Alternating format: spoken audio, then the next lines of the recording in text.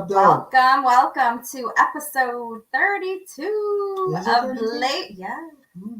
We started last year during the pandemic.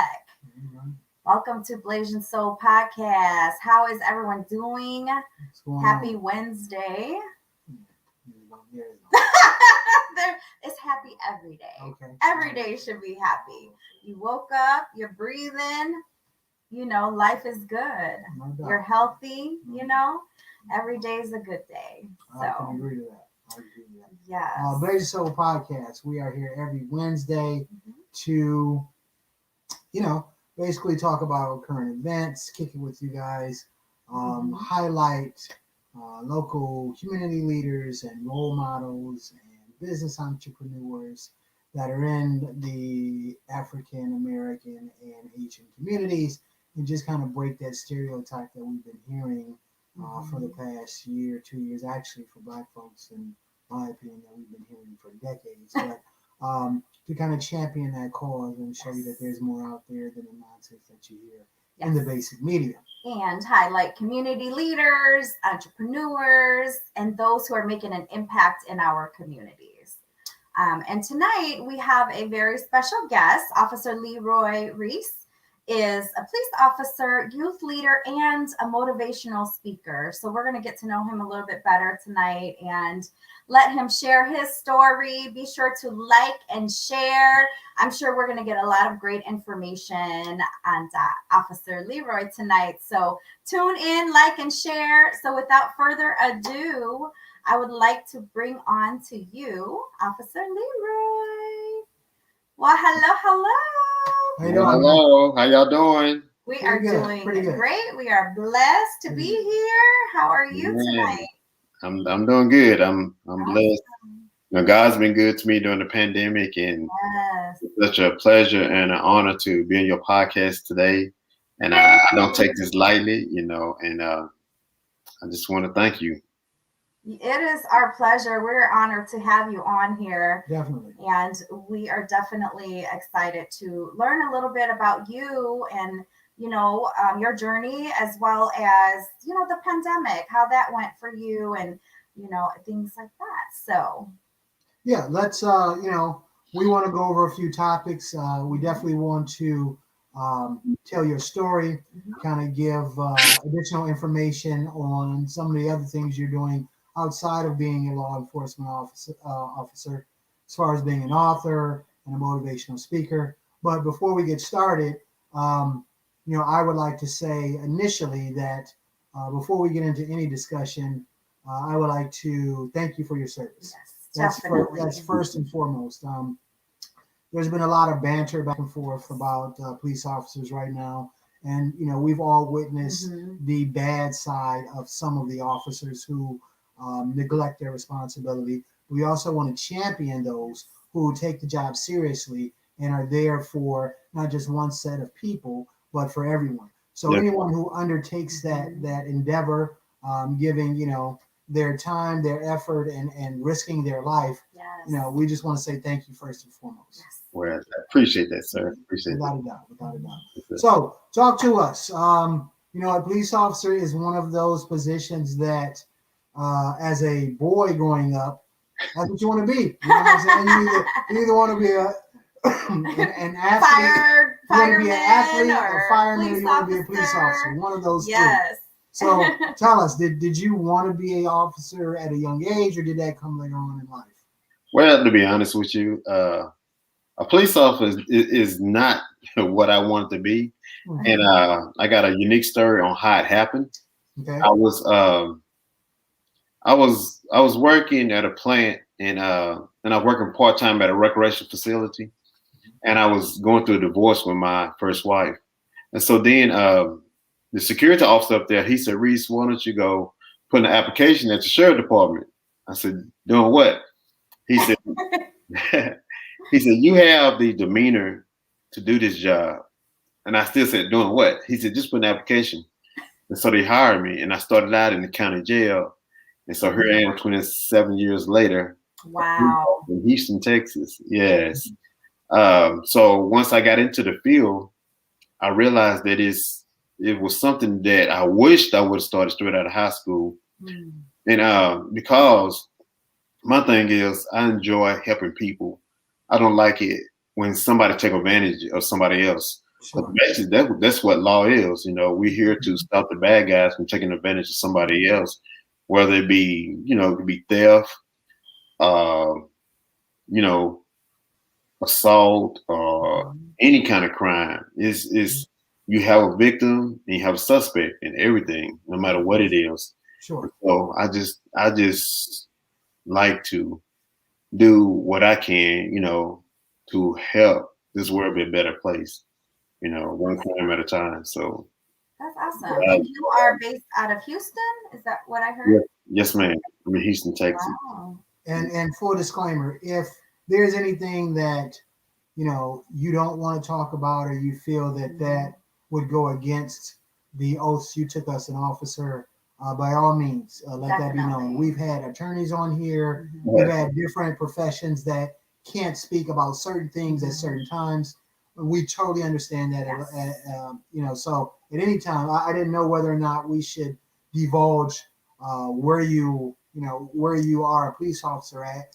Yes, sir. I heard it say, but he doesn't mean he practiced there. It's just weird. I'm just saying, if there's anything that we ask or anything that we broach upon that might be a little taboo because of your responsibilities as an officer, yes, by all sir. means, let us know that. Definitely. Yes, sir. That's good. That's fine. Yes. So tell me, what was the process like of becoming an officer? I know we hear a ton in the media that there's extensive training, and then some people say, well, there's not enough training. But to a layman, we don't know what goes on behind the process of becoming an officer because it's such an important job. Can you briefly take us through a summary of what it takes to become an officer? Well, for me, and this is what I contribute my success to, I took the route. It's several routes. You can go to college, you can go to college and get your criminal justice degree. Yep. But in order to be a police officer in the state of Texas, that's where we are, you have to go to a police academy to get your license. And so it's good in the whole state of Texas. So with that, you can work for any agency or anybody. And but the route that I took, like I said, Mr. Mathis, he was a deputy sheriff, and he came to me and told me I had the demeanor for this. And so I applied and I got hired, and I worked in the county jail. Ooh, my God. And I was green. I didn't know nothing about law enforcement, because I was blessed to be raised by both my parents. And, my dad didn't play. So, we knew how to act. And so it was a culture shock to me. But I contributed my success because when I worked in that county jail, I learned the behavior of people. And it's amazing to see that, we have these facilities where we have people, locked up for whatever the reason might be. And what I did, I always treat people how I want to be treated. And so I worked in the county jail for 5 years, and I learned the system. And you're doing something right, not to pat myself on the back. When the inmates come to you and they tell you, they say, "Hey, Reese, we can tell when you're not here." I said, "What are you saying?" They said, "Because they treat us different when you're not here." Because I worked my way up to be a supervisor. And even with that, you treat people how you want to be treated. And the main reason you do that as an officer is because you have a family. Yeah. I have 3 beautiful daughters, and when they not with me, and if they have brushed with the law, I would want that officer to be courteous with my kid the same way I'd be courteous with somebody else's child. Sure. So I contribute my success by working in county jail. You learn people behavior. You learn that even though there are some people that just, they just ain't gonna do right. They just put it. And you learn their demeanor. And so when you out on the streets, and the main thing I want to say about from being a police officer, when I got in this business, the first thing that I was taught to me that my gun don't solve the problem. Right. That because the even coming up against a suspect, that they know that I can't use deadly force. They know that, and only time I can use deadly force is as if deadly force is being used. Sure. So you're gonna have to learn some real verbal judo. And that's what gonna save you out here in the streets. And so that's why I would go back to the jail. I work in the county jail. That's why I learned all that. That's how, because when you're in the jail, you don't have no weapons. You know, you locked up with the inmates as well. And so, but you know, you in control, but you have to learn how to communicate with people to get them to do the things that they don't want to do.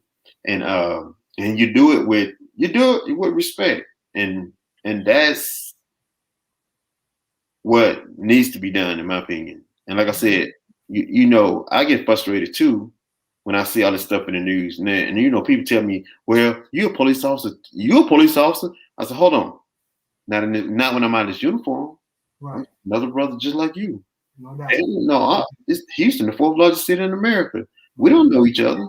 Right. No, I'll be driving in my car. You know, I get pulled over just like you. Oh, yeah. Right. And so it's challenging and it's frustrating, but at the same time, as a police officer, another thing that I realized that everything that I do affect this person's life. Right. Even though this person did what he did or she did to bring me into their life, but still, whatever I do is going to affect that person's life. And so I can't take that with a grain of salt, if you understand what I'm saying. And I wish that, you know, and it's just a lot of officers are like me. You know, you just get that few that's, you know, do the things that we see in the news and everything, or and don't. I would say, let's take an instance, like the last instance where that young lady used a taser, thought she had a taser and she had a gun. Yes. And like I said, you know, as an officer, I know that in a situation like that, my weapon is the first thing I can go to. You know, even in that whole situation with that young man, you know, like with us as a police officer, when we pull you over, and the systems that we have now, I know everything about you before I walk up to that car. Exactly. I know everything about you. So, you know, like I said earlier in the conversation, you know, you can't only use deadly force when deadly force is being used. Right. When you pull this kid over, he got some Class C misdemeanors. Okay, he didn't just murder somebody. He didn't just write the name. So there is no need to pull no kind of weapon in dealing with this person. Right. And let's say if he was to pull off in his car, zoom, I got all his information. Right. He ain't going nowhere. Yeah. Right. It's not like he got a plane. Right. To the country, because 9 times out of 10 he just hustling the streets. You know what I'm saying?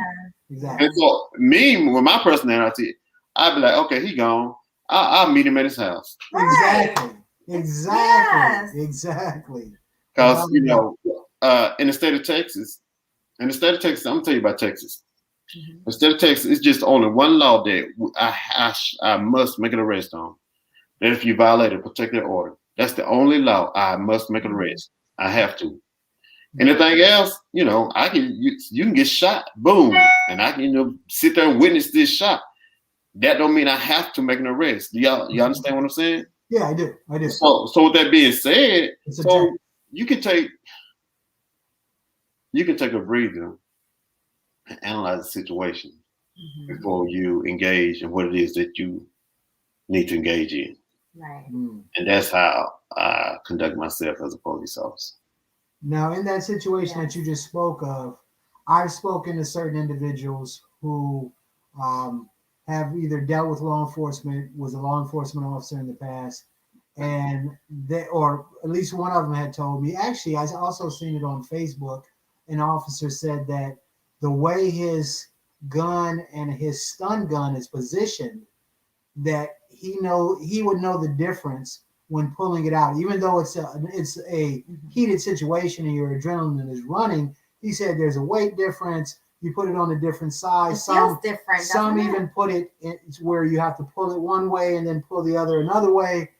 He said that those are put there so that in a dangerous situation you don't make these mistakes. Is that true to some degree, or is that just social media fallacy? That's I would say that's true to 100%. I'm gonna tell you why.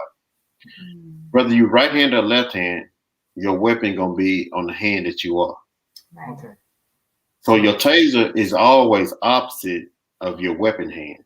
Because Okay. you always want to make sure when you get in a sticky situation, your weapon is the first thing that you can grab. Right. Now, Yeah. Right. check this out though. Do you know how much training we do? No. You know how many times we go to the range? We go through a lot of training. We go through so much training. I said, if I'd known that I would have to go through all this training to be a police officer, I should have been a doctor. Yes. Right now, I got about 4 hours I need to get before August, or I'll lose my license. Yes. And so we have these cycles, and we have to get 40 hours every cycle. Make sure we got 40 hours, and it's a continuing thing. So with that being said, yes, we train a lot, and the number one thing that trainers on is safety first, safety first, safety first. But like I said, you go back to that same incident. Why was a weapon drawn Right. when you're approaching this person in the first place? Right. For a Class C. Well, yeah, Class C misdemeanor. You know who he is. You got all his information. Right. He hadn't got in that car and took off and had a felony. You know what I'm saying? Right. It was none of that in his situation. Mm-hmm. So yeah, my thing was, and I always look at it from a perspective of, was he threatening anyone's life? Because then I can see where you make a determination on how threatening this situation is. But he wasn't threatening anybody's life. And like you said, like I told my wife, they know everything about him. When she walked in, she could have been like, you know what? All right, I'll be at your house talking to your mama before you get home. Yes. So I didn't understand that in any form or fashion. Right. Yeah. Now the big one is the Chauvin trial, because that's actually convicting officers, and I don't think that I don't think people think that Chauvin is innocent because we have the tape. So we've seen him put his knee on the guy's neck for God knows how long, 9+ minutes. And I've heard on both sides, but both sides concur that even if he was being disobedient, once he was compliant, you ease up on it, or whatever the case may be. I kind of feel that, in no instance do you put a knee on someone's neck, because I know how deadly that is just from, playing basketball and falling the wrong way, or a guy elbowing you a certain way that can be tragic. So to put your weight on someone's neck is, I think that's unfathomable. But what I will say is that, what is your thought process on not Chauvin, but the officers around him? They say are now will be tried. See, that's a very sticky subject because, let's say that Chauvin is the lead officer on site, and so basically, to a certain degree, he's my superior. Do I have that right to say, hey, get off of him, you're doing wrong, or how does that go about? Well, it goes back to an individual thing and the way you was taught as a person. I'm going all the way back to as a person. It's what your morals are and what your upbringing is. Now, so let's go back to me. So Mr. Mathis, his name was John Mathis, and he's a sheriff deputy, had years of experience. And there's 3 things that he taught me. These are 3 things he said, Lee, I'm gonna tell you these 3 things so that you can survive in this position. He said, number 1, when you do a report, you want to write what you could attest to with your own eyes. Right. Yeah. Number 2, leave them women alone. I hear you on that one. And number 3, treat people how you want to be treated. Right. You do those 3 things, you will survive. Now, let's go back to the other officers. And this is me. If I was there, that wouldn't happen. And I can give you 2 different scenarios. First of all, when I got there and you called me out on a counterfeit $20 bill, right? We have to commit in Texas, it ain't a Class C misdemeanor until you get over $50. So why y'all calling me for this $20 bill? Right. I probably would have gave. I'm serious. I probably would have gave him a 20. Here, man. Here go you. Yeah. Go Right. go back Somebody in knew this. and go about your business. Right. That's how I would have handled it. Now, let's go back to your question, what you said. So about them other guys, I get frustrated with it. You have to have some morals about yourself to sit here. First of all, he was in the car. When the fight is over, that's when we have to stop. He was in the vehicle, and if he was kicking, if he was kicking or whatever, you had him. You had restraints on him. No cars are designed for that. See, they don't say stuff like that. Them cars are designed for you to put that person down and you act a fool or do whatever. La la la la. You get him down. You lock the door. Eventually, he gonna stop. Right. You call on the radio. Say, "Well, I got him in here. He's kicking. He's this. And you take him to the police station and get him as soon as possible. That's what should have happened.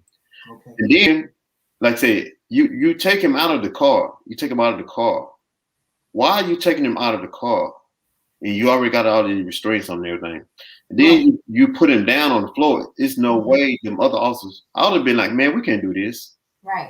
We cannot do this. Somebody should stand up. And it's true.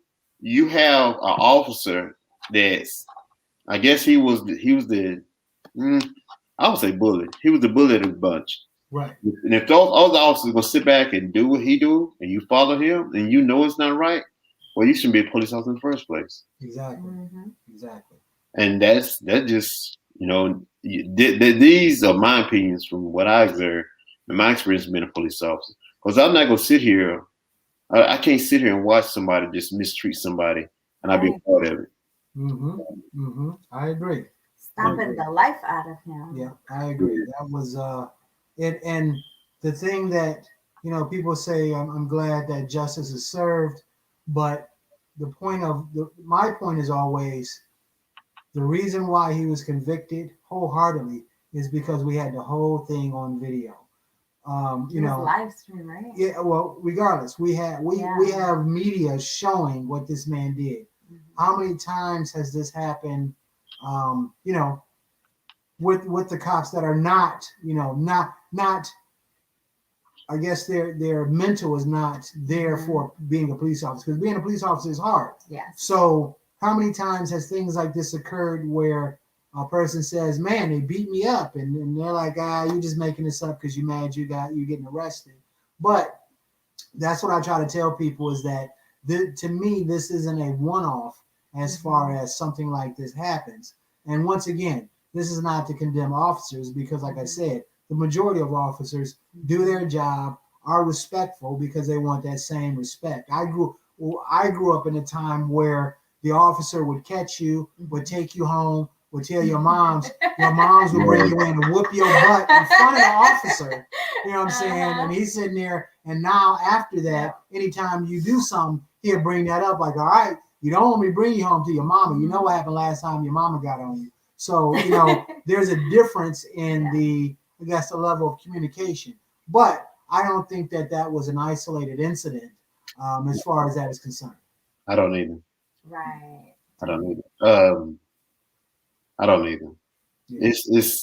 It was this whole demeanor, Like I said, these are my opinion. You talk to other officers that may have a different opinion. But like I said, it goes back to the way you were raised and everything. And like I was saying earlier, I already know that my first line of defense is not my weapon. Right. And being a police officer, you can't just take advantage of somebody just because you had the authority to do it. Sure.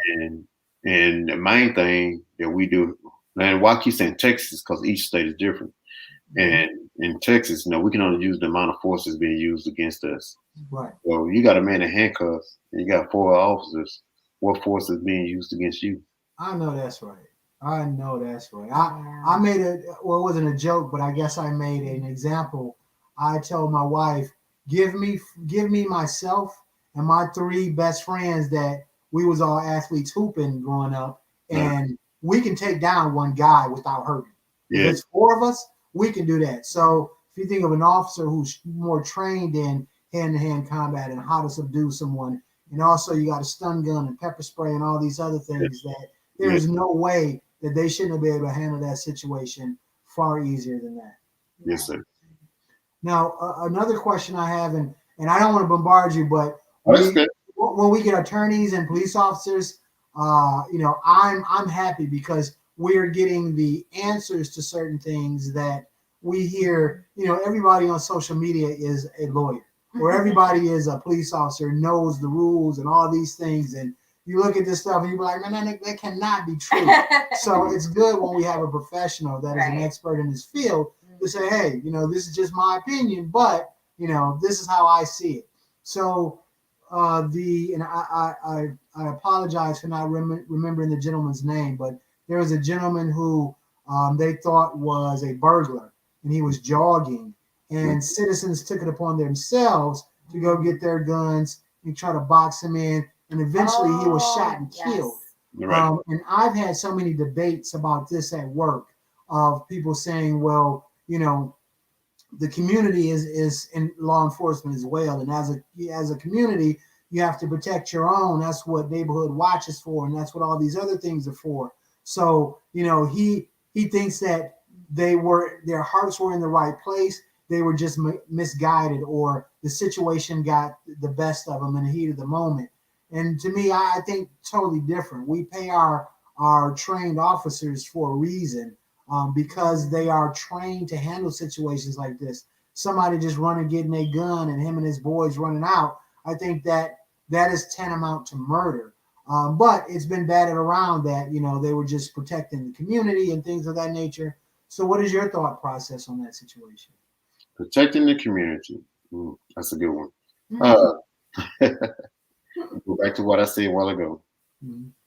Even as a police officer, we can only use the amount of force that's being used against us. Mm-hmm. So you see this young man, that's whatever he did, you know what I'm saying? Mm-hmm. Whatever he did. Let's say I'm just saying, let's say he did go in somebody's house. Let's just say that, right? Okay. But when they approach him, what was he doing? He's running down the street. Yeah. He's not, they didn't catch him in the scene or nothing. None of that. He's going down the street. Right. Yeah. And you go approach him with a weapon. With weapons, right. What are you supposed to do? Right. Exactly.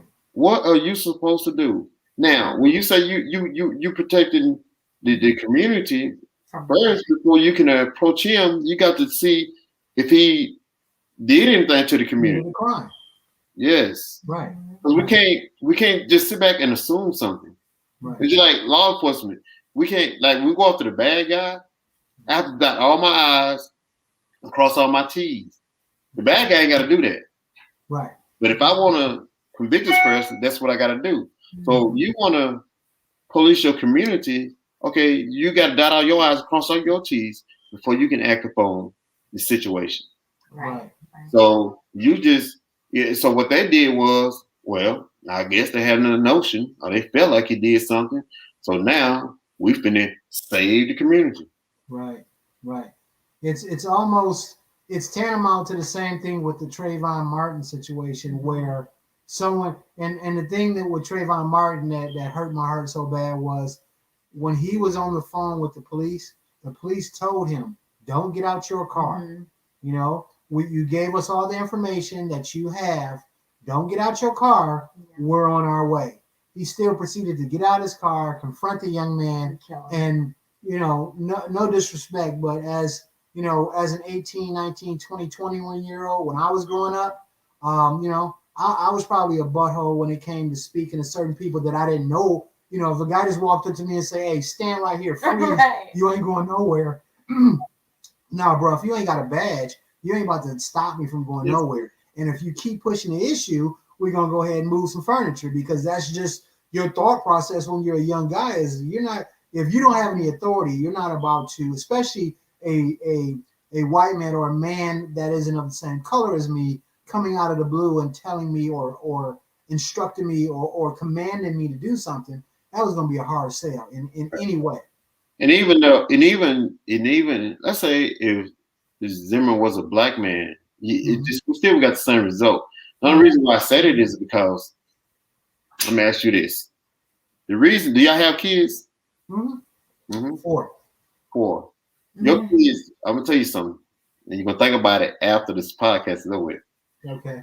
Your kids do what you ask them to do. It's not because you, their parent. Mm-hmm. They do it because of the love and respect that they have for you. Yes. So even if that could have been a black man, and Trayvon don't know him, he still couldn't have went up there and did what he did. Because it's not a relationship, it's nothing. So how can you come to me, or how can you approach me about something? You know what I'm saying? I'm minding my business, I'm doing my own thing, and now you coming up and you approaching me. And that's where a lot of people is missing the mark. Right. And so and it is like you said, and that situation is so messed up on so many levels. But some of it is our fault. I'm gonna tell you why. Okay. This is why it's our fault. We need to step up. If it's like me, I'm a police officer, and I love being a police officer, and I'm just here, a police officer. I love what I do and everything. Now with all this stuff going on, what I should have been doing is striving to be the chief. Because if I'm the chief, all the shots. Right. If you're a lawyer, don't just be a lawyer. Go be the judge. Right. You know what I'm saying? How many times we try to get out of jury duty? All the time. when these trials come to court, we not in there representing us. Then we go upset because the outcome didn't happen the way we wanted to happen. And so I challenge us to step up. And it don't have to be a lawyer, a judge, whatever field that we in. We need to strive to be the one that calls the shots. Because if we calling the shots, then we get a better outcome. Right.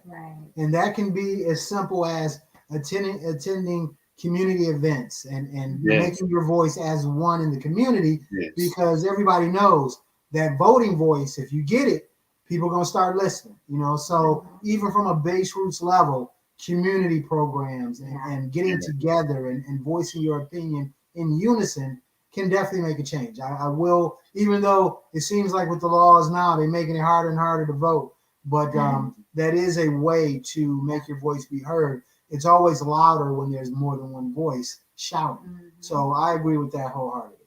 Yes.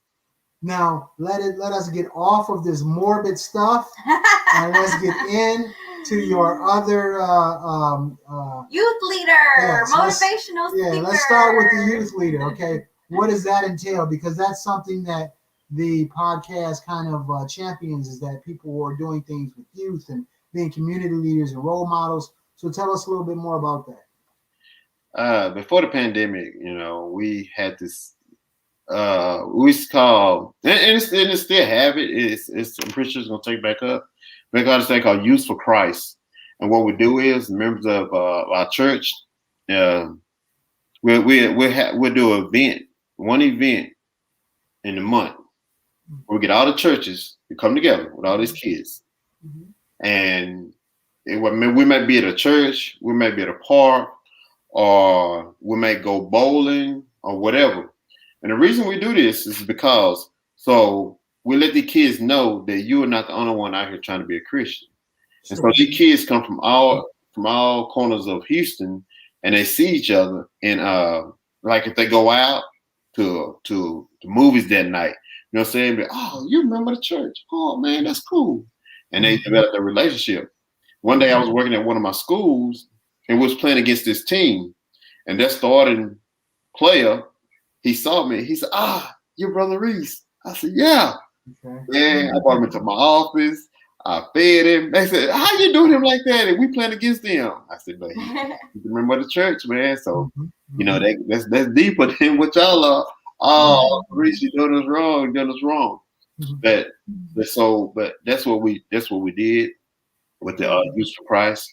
And so that picture, what I had, the fly that your wife made me, that was one of our events. We was out in the park. That day, we had over 400 kids. Wow, that's amazing. Yes, from all over Houston. Wow. We go out to the park. We have service. Then after service, we would feed them, and that was fun because we're cooking on the grill right there. And play basketball, volleyball, just whatever, just fellowship. And we would all go camping together, and we do a lot of things. But then a lot of stuff, like I said, it wasn't just fun stuff. We would go work the Houston Food Bank. Ooh, now that ain't no joke. That's a lot of work, But it's amazing to see how many kids would at least come out and they'll give us a goal to see, hey, so-and-so came and they did this. Okay, we gonna do this. Right. Yeah, and also one of the biggest things that we did, we raised money for scholarships. It wasn't much, but we would like every time we meet, we'd take up a donation, and we do certain activities and stuff to raise money and stuff. And the kids, we just don't give it to them. Like once it's graduating, they will compete for it, and we give us scholarships. That's what's up.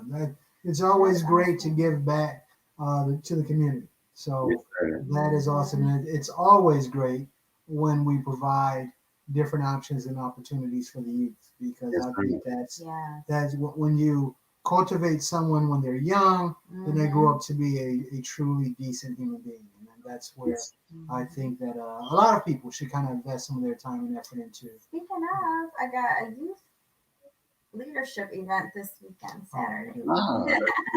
I do. And voluntarily doing a certification class with some youth in the neighborhood and giving them certificates. I'm also a John Maxwell, independent coach, trainer, and speaker. And so through the John Maxwell Youth Program, I'm teaching them the curriculums on how to be a youth leader and things like that in the community. So that's going to be exciting. That's good. That's a blessing. Yeah. Yes, we have an office here, so we're going to do it at our training facility here. So. What city y'all in? We're out right outside of Chicago, Illinois. Oh man, okay. Yep. So in the northwest suburbs of Chicago. Okay. The burbs near O'Hare. But it is always great when you do something with the youth. So tell us a little bit about your topics. I found that pretty interesting. One of the topic was sex trafficking, of course, bullying and all that. But how bad is that portion of it? The sex trafficking, you hear about it, but it's not so much in the media of how bad it really is. Well, it's bad. It's really bad, and it's growing. And this is. Let me ask you this: what do you think generate the most money in this country? Sex trafficking. I would allude to that because that's our topic for conversation. Yes. You know why? So that's like from a dope man, a drug dealer. So if I got a 25 cent, rock, and I sell it to you, that product is gone. Right. But if I got somebody in sex trafficking, I can sell that person 10 times at $25 a night. Well, I can do it 10 times in one night at $25. Right. You see the difference? It's the same reason why slave owners didn't want to let go of their slaves. Yes. You have free labor. And I don't care what type of economy you have, nothing can beat free labor, which is why they were so adamant about not giving up their slaves. Yeah. So I believe it's under that same genre, so to speak. Let me tell you how it worked, though. Even as a police officer, this is a true story. So, and that's why I want to talk about it in the schools. That's why I say, if you hear something, see something, say something. Kids, they know what's going on. They know who doing what. They really do. And you just got to learn how to get on their level, win their trust, and they will tell you anything you want to know. And one of the greatest things that ever happened was the iPhone. And why I say about the iPhone, because the iPhone, you can air message something. So a kid, they may want to give you some information, but they don't want nobody know it came from you. So if you air message it, it won't. It's just there. You can't do a trace on it. I have kids that come up to me and they say, "Oh, Reese, I got the video and I can show it to you, but I don't want to be involved, so I'm gonna air message it to you." Okay, Right. And you wanna keep that trust with them kids, because even though he might be doing something he shouldn't be doing, but you look at the benefit of you saving somebody else on this side. That makes sense. And hopefully by your relationship with this person, you'll put this person in and you'll save the both of them. Right. That makes sense? Yes, it does. Now, let me tell you about sex trafficking. So we had these. So what they'll do is, and this is what kids, school administrators, they need to watch out for. So let's say like kids have sporting event, volleyball. We'll do a football game. So you have the young boys that's playing football, and you gonna always have a young man that goes to every game, and he gonna bring a friend that don't even go to that school. What that dude is doing, he's scouting.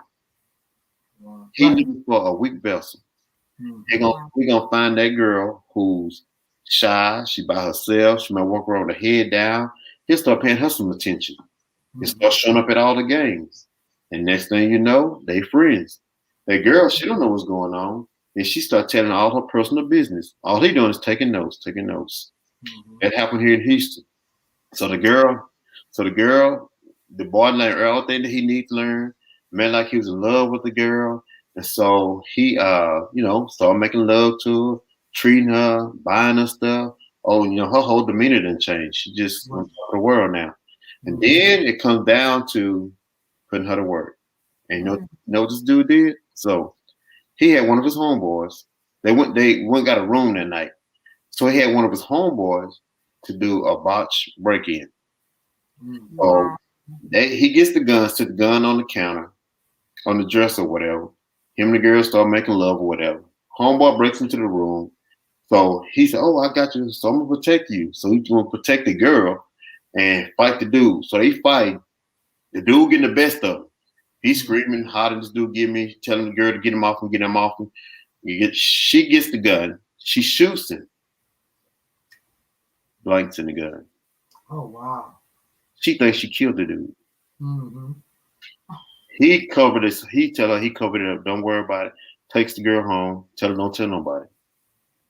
So next time you go see the girl, you tell her that I need you to do me a favor. What is it? I got some friends that I want you to have sex with. She gonna, no, I'm not gonna do that. He said, but you killed that person. You don't want to go to jail. You don't want me to tell your parents. Now she's, and that's how they started out. But that's just one way. It's several ways that they do it. Wow. That is insane. Yeah. Dang. Wow. Yes. Well, that's crazy. That's a very elaborate scenario. Right.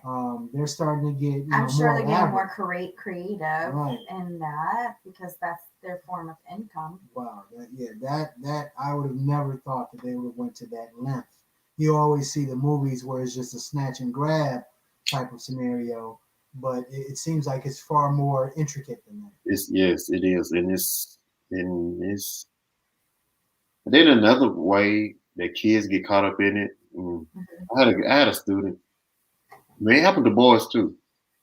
I had a student that she was sexually assaulted by her uncle, and her mother was paraplegic.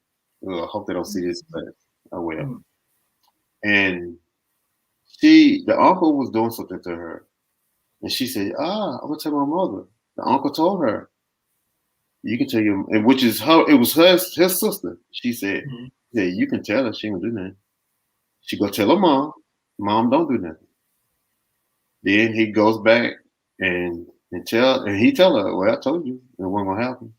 So now this girl, she grew animosity against her mother. So from there, she started being promiscuous. I mean, just real bad. So she started running away from home. So then, I got involved in everything. And I talked to the girl, beautiful young lady, and she wanted to grow up to be a lawyer. She had the grades, she had everything. But she was damaged. That's Yeah. what it is. And so, and I talked to her. I said, girl, I said, you don't stop this. And she just in the 9th grade. I said, girl, you don't stop this. I said, you gonna mess around and get caught up in sex trafficking. She said, Officer Reese, I know all about sex trafficking. I can tell you about it. I'm like, so eventually she kept running away. And then one day she just never came back to school. Wow. So that's why I had that on there. And that's why, like I said, these kids, they know who's out doing things. They know who sex is so prevalent now. It's just like here in Texas, it used to be like if you get a kid, you catch porn on a kid phone, Mm-hmm. you can file charges. They changed that law because every kid in America got it on the phone. I don't care who they are. You can look on their phone and it's on there. And it just me sitting here talking about it now, it just hurts my heart. Yeah. Right. Yeah, I mean it's sad, and it's out of sight, out of mind. So it's not in our faces every day, but we know that it does go on and it does happen until and you hear from someone like you who is in it, and knows a lot about it. But for us, like, we're in our own world, we don't know what's going on. I remember I met a client of mine that when I was working at an apartment complex, she was CPS, Child Protective Service. And we just had random conversation. And I asked her, so what's been, out of your 10 years, been the worst thing that has ever happened or you've ever had to witness? And she said she had a client or a child, the parents were using them as a sex trafficking to get money. Yes. Apparently, the parent was on drugs or something and used the daughter, had her chained up in the bed, and would sell her for sex. Yes. I thought, oh my goodness. Yes. Drug her up and sell her for sex. I'm like, I don't do that to your own child.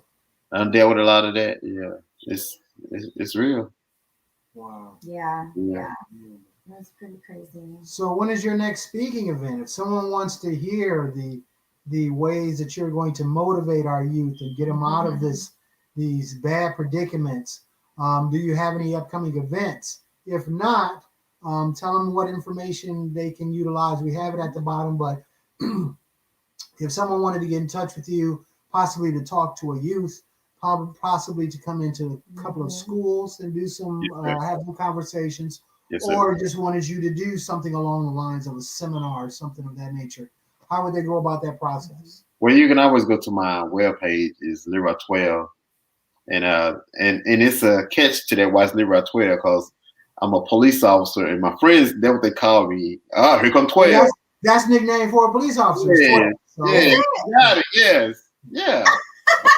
Oh, I didn't know that. Yeah, I didn't want to say that when I seen Leroy 12. I'm like, I wonder is it because he a cop? Because I didn't know whether or not that was offensive to officers, so I didn't want to say that. But yeah, on the street it's 12. Yeah. And then I thought it was 50. That too. That's an older slang term. Where'd 12 come from then? You go ahead. Now, see, I heard it was because remember Adam 12? Yes, sir. Yeah. So from Adam 12, that's just a nickname for cops. Yeah, and like I said, that's what a lot of people call me. Oh, they're from 12. They're from 12. Yeah. Got it. See, I didn't have TVs growing up, so I didn't know.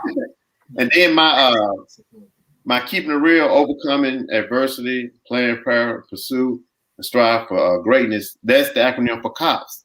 And so I right now I don't have no engagement at this time, but the best way to get into contact with me is to go on my webpage, have all my information on there, have my number, my email address, my webpage, and also it has my Twitter account. And I'm available. My goal is if I can just change one child, I have done something. So after I change that one child, now it's time to look for the next child. Yeah. And the reason being is I haven't met a child yet that was actually born into this world.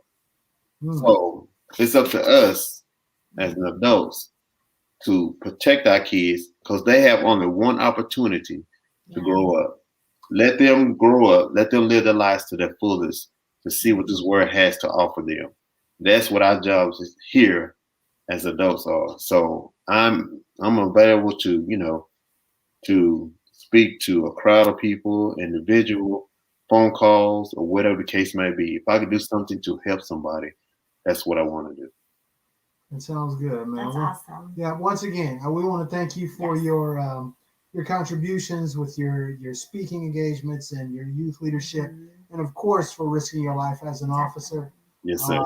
One quick question that I want to throw at you: who is the most physically in shape, police officers or firefighters? Police officers. I didn't say this, but firefighters. You say firefighters, really? Because they have more time to exercise. See, everybody that I know that's in law enforcement say law enforcement officers, we gotta run people down and stuff like that. And then firemen are like, dude, we are always in shape. So it's just the thing. Police officers, we used to have to train and work out of stuff, but somebody got hurt. They sued the departments. So now we do that. Wow. The fire stations, when they're not putting out fires, they work it out. They're working out. That's what I thought too. That's why I say that. Well, you know what? I appreciate your honesty because some people will be like, nah, we better than them cats. So once again, Leroy, thank you very much for your time. Yes. Thank you for your contributions that you're doing for the community. Yes, and sir. We hope to speak with you soon, sir. Yes, sir. No, it's been a pleasure. And y'all have a blessed night. You as well. Thank you so much. We'll see you soon. Awesome. Excellent conversation. Yes. It is always good to, with so much vitriol everywhere. So there is vitriol towards the cops. There's vitriol towards Asian Americans and Blacks. Nobody's happy. That it's good when you can hear from a police officer, hear their thought process. We are media, but we're not as big a media where someone feels that they have to be politically correct on our shows or anything of that nature. So it's just, one thing I can tell you is that with our guests, we never send them a script.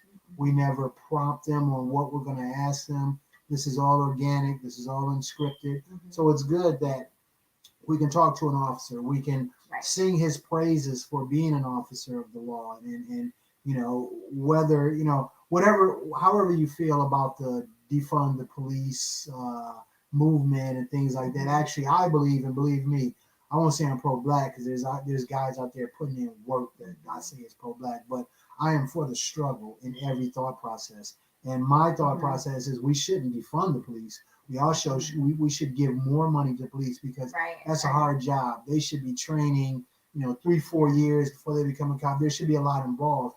And if you want that, then you have to put more money into it to make sure that they are trained properly. So, but there are people out there that have a defund the police thought process. But I don't care where you are in that spectrum. You have to know that if a cop is a cop doing his job, he is regularly risking his life for our safety. That's the nature of the job. So yes, there are some horrific cops out there. There are also some cops that are doing the job the way it's supposed to be done. And if you're doing the job the way it's supposed to be done, you're enforcing law, you're protecting the community, and ultimately you might be risking your life. So you got to give props where props is due in any event. But it's always good to talk to a professional and get their expert take on whatever they're into, whether it's law or doctor or attorney, whatever the case may be. It's always good to hear from someone who is an expert in their field, so you can banter back and forth, but also you can learn more. And that is communication, and learning is the tantamount to everybody getting along. Exactly. So I appreciate Mr. Reese for it. Absolutely. Well, I guess my wife doesn't have anything to say. So I will say, look. Finally? Is that what you're saying? No. I won't even get into that because I don't feel like being in trouble this evening. So you're always in trouble. Be here next Wednesday, 7:00. Yes. We will holler at you guys. One thing that we want to make clear, it's crazy out here. So everyone help one another. Everybody watch your 6 and be safe. Lock on. Deuces. Bye. Have a good one.